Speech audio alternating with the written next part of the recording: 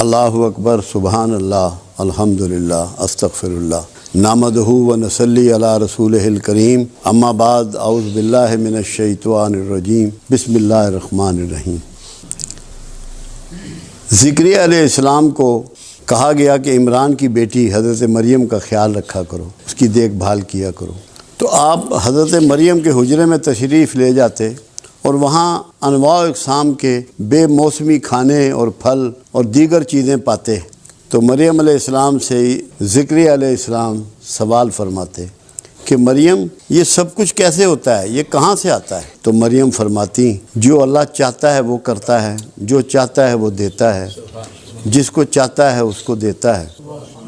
تو یہ رحمت کا نزول جب وہاں ہو رہا تھا تو زکریا علیہ السلام نے بیٹے کی پیدائش کی دعا اسی مقام پہ کھڑے ہو کے کی جہاں یہ رحمت اللہ کی برس رہی تھی۔ اور یحییٰ علیہ السلام جو پیدا ہوئے، پھر پروردگار عالم نے قرآن میں انہوں نے کہا کہ 3 دن تو بات نہ کر سکے گا، یہ علامت ہوگی اس بات کی کہ تیری دعا قبول ہو گئی۔ جب آپ کو کسی جگہ کی بھی یہ کنفرمیشن مل جائے کہ یہاں رحمت کا نزول ہوتا ہے، یہاں رحمت برستی ہے، آپ کا دل اس کی گواہی دے دے، وہی مقام دعا ہوتا ہے۔ اگر آپ یہاں آتے ہیں اور اس وہمے کے ساتھ آتے ہیں کہ یہاں رحمت اور برکت کا نزول نہیں ہے تو کوئی دعا نہ کرے۔ اور اگر آپ کا یہ یقین ہے کہ یہاں کچھ نہ کچھ غیر معمولی ہے، کچھ نہ کچھ اس کی رحمت برستی ہے، تو دعا ضرور کیجئے گا، انشاءاللہ آپ کی دعائیں اللہ قبول فرمائے گا۔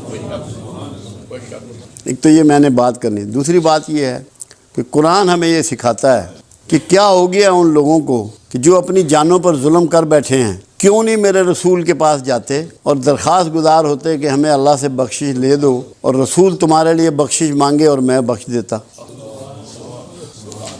کیا یہ اسی زمانے کے لیے بات تھی؟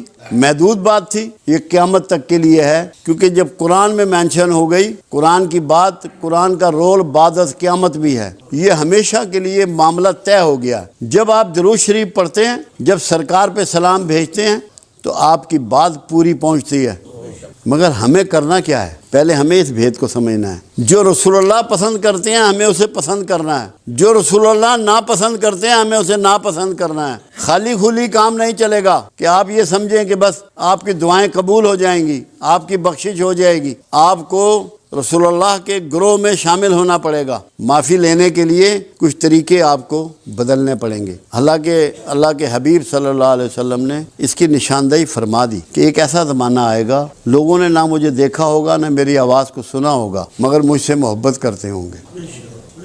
خوش نصیب ہے وہ شخص جس کے سینے میں کملی والے کی محبت جو ہے وہ جاگ جائے، پیدا ہو جائے۔ یہ اللہ کی مہر کے بغیر نہیں ہو سکتی، یہ ممکن نہیں ہے۔ تو جب اللہ یہ مہر کر دے اور یہ پیدا ہو جائے تو اس کا مطلب یہ ہے کہ بات جو ہے وہ بن جانی ہے۔ اب دیکھنا یہ ہے کہ ہم زیادہ وہ کام کرتے ہیں جو رسول اللہ کو پسند نہیں ہے۔ غصہ ہے، نفرت ہے، حسد ہے، ضد ہے، دشمنی ہے، عصبیت ہے، منافقت ہے، جھوٹ ہے۔ کیا یہ چیزیں عمل میں لانے کے باوجود آپ سمجھتے ہیں کہ آپ کا رسول اللہ سے گہرا تعلق ہے، پیار کا تعلق ہے، محبت کا تعلق ہے، یا اپنے آپ کو دھوکہ دے رہے ہیں؟ آپ کو سچائی اپنانی پڑے گی، محبت اپنانی پڑے گی، شرافت اپنانی پڑے گی، پاکیزگی اختیار کرنی پڑے گی، یہ آپ کو چینج کرنا پڑے گا۔ اب آپ دیکھیے کہ کچھ لوگ آپ کے پاس آئے اور انہوں نے کہا کہ رسول اللہ صلی اللہ علیہ وسلم، ہم جب آپ کے پاس آتے ہیں تو جو اصحاب صفہ آپ کے پاس بیٹھے ہوتے ہیں، ان کی جوئیں ہمیں چڑھ جاتی ہیں، ان کی جوئیں ہمیں چڑھ جاتی ہیں، ہمارے لیے ملاقات کا ٹائم کچھ الگ کر دیجئے۔ میرے آقا کو تکلیف بہت پہنچی، انتہائی ذوق پہنچا۔ آپ نے ان کے لیے نہ کوئی ٹائم مقرر کیا، نہ اس بات کا جواب دیا، خاموش ہو گئے۔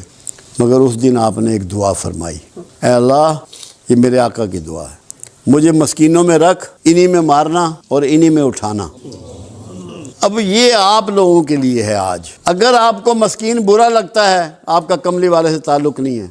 مسکینوں کو اپنا لو، دھتکارو مت، گندے کپڑے والے کو اپنے سے دور مت کرو، کمزور حیثیت کے آدمی سے نفرت مت کرو۔ اگر چاہتے ہو کہ تمہیں کملی والے سے فیض ملے، تمہیں اس کی شفاعت نصیب ہو، تو سوچ کو بدلو، یہ ارادہ کر لو کہ مسکینوں میں رہنا چاہتے ہیں میرے آقا، مسکینوں میں مرنا چاہتے ہیں، مسکینوں میں اٹھنا چاہتے ہیں۔ ہم کہاں کھڑے ہیں؟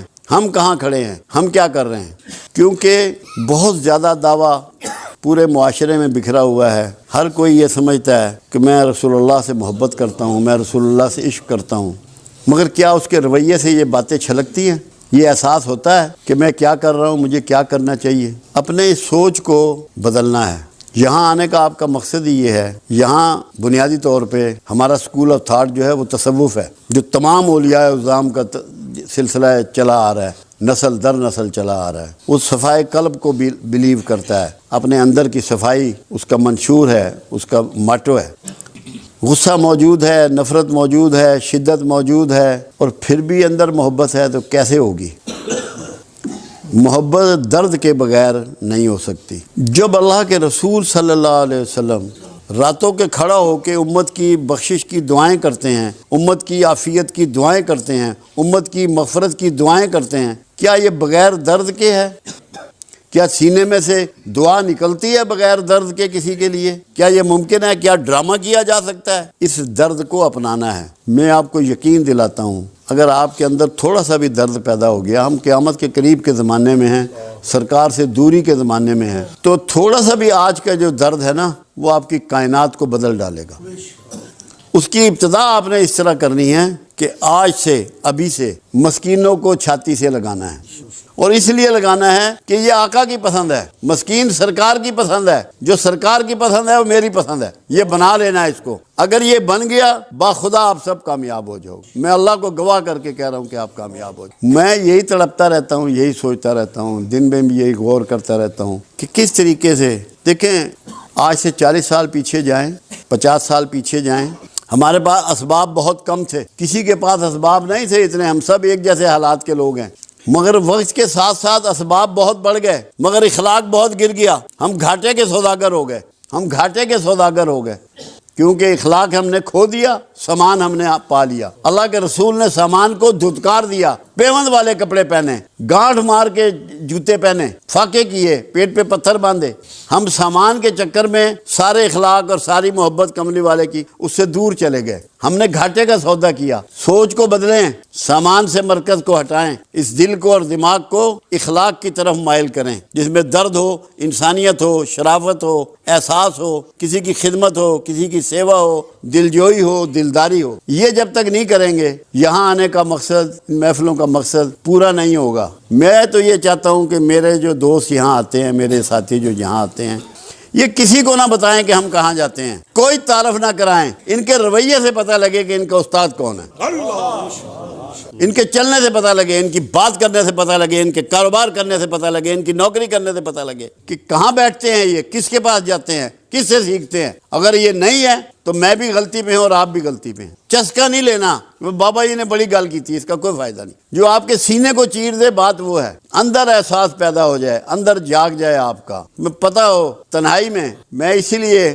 ظفر صاحب، آج مجھے ٹیلی فون پہ صبح بات ہو رہی تھی منڈی باؤدین، کہنے لگے آپ نے جو فارمولہ دیا ہے اس پہ میں غور کرتا ہوں تو حیران رہ جاتا ہوں. میں نے تقوی کے لیے ان کو یہ سمجھایا تھا کہ تقوی وہ ہے، متقی وہ ہے جس کی تنہائی پاکیزہ ہے، جس کی تنہائی پاک ہے. اگر آپ کی تنہائیوں میں خیالات اچھے نہیں ہیں تو آپ متقی نہیں ہیں. تو یہ سمجھنے کی چیزیں ہیں. آج میرا دل تھا کہ جتنے دوست آئے ہیں، کوئی بندہ ہم میں سے ایسا نہ ہے جس کے کوئی جسمانی، کوئی نفسیاتی، کوئی معاشرتی، کوئی معاشی، کوئی روحانی مسائل نہ ہوں. ایک تو یہ ہم قیامت کے قریب کے زمانے میں ہیں، پھر دین سے بہت دوری ہے، قرآن سے بہت دوری ہے، اچھے لوگوں سے بڑی دوری ہے. وہ میاں محمد بخش کا شعر ہے نا، جس کپڑے پھول بدے ہون خوشبو آئے رومالوں. وہ سنگت کی بات ہے. پھول جس کپڑے میں بھی لپیٹ جائیں، اس کپڑے میں بھی خوشبو بکھر جاتی ہے اور پھیل جاتی ہے. ایسے ہی کسی اللہ والے کے ساتھ تعلق جوڑنے سے یہ ہوتا ہے کہ اس کی خوشبو آپ کے سینے میں بس جاتی ہے، آپ میں کچھ نہ کچھ احساس پیدا ہو جاتا ہے. اللہ کا ڈر اور خوف اور کملی والے کی محبت اس میں بیٹھ جاتی ہے آپ کے سینے میں، آپ کے دل و دماغ میں. تو میں چاہ رہا تھا کہ میرے جتنے دوست آج آئے ہیں، کیونکہ ایک تو میرا یہ ایمان ہے اور میرا یہ یقین ہے کہ یہاں رحمت برستی ہے. کچھ مجھے ایسی احساس بھی تھا کہ جس نے جو دعا مانگنی ہے اپنی، جو اس کے دل میں ہے، جو اس کی آرزو ہے، اس کے معاملات ہیں، خرابی ہے، جو بھی ہے، اللہ کے لیے کوئی کام بڑا نہیں ہوتا. ہم یہ سمجھے نا کہ یہ کام اللہ نہیں کر سکتا. اللہ کے لیے تو ہر کام چھوٹا ہے، ہمارے لیے چھوٹا یا بڑا ہو سکتا ہے. اللہ کے لیے کسی کام کی کیا ویلیو، اس نے تو کن کہنا اور کام ہو جانا. اس کے لیے میرے ذہن میں آج یہ تھا کہ دعا کریں گے اکٹھے، اور جس جس کے دل میں جو جو آرزو ہے وہ اس کے لیے اپنی دعا مانگ لے گا۔ اس سے پہلے ایک بات بہت ضروری ہے، قرآن حکیم میں یہ بات سمجھائی گئی کہ مشرکین مکہ رسول اللہ صلی اللہ علیہ وسلم کو جب پکارتے تھے تو رانا کہتے تھے، رے عین نون الف، یعنی کہ چرواہا۔ اللہ کے حبیب نے قرآن میں یہ بتایا کہ میرے رسول کو آئندہ سے رانا نہ کہو، اس کو کہو انظرنا۔ لوگوں نے اس کے معنی اور مطلب کو نہیں سمجھا۔ انظرنا کا مطلب ہے کہ آقا نظر کرم ادھر پھیریے، نظر کرم ادھر پھیریے۔ تو آپ نے دعا سے پہلے سب نے انظرنا پڑھنا ہے کہ ہم نے پہلے آقا کو متوجہ کرنا ہے اور پھر اللہ سے مانگنا ہے۔ بات سمجھ میں آئی یا نہیں آئی؟ پہلے پڑھنا ہے انظرنا کہ آقا ادھر نظر کرم پھیر دیجئے، پھر اپنی اپنی دعا جس نے بھی کرنی ہے وہ کر لینی ہے۔